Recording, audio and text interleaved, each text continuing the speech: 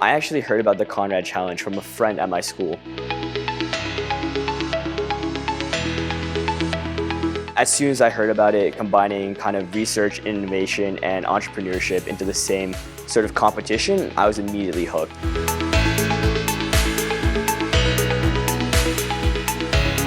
Conrad isn't solely about the business or the tech, it's really about the people that you meet, the experience that you have presenting in front of such a large crowd with so many industry professionals in the audience. And it's really just a unique experience that everyone should try regardless of what their background may be. Being surrounded by so many people that were also interested in STEM and had so many really cool projects, that was also a really cool experience.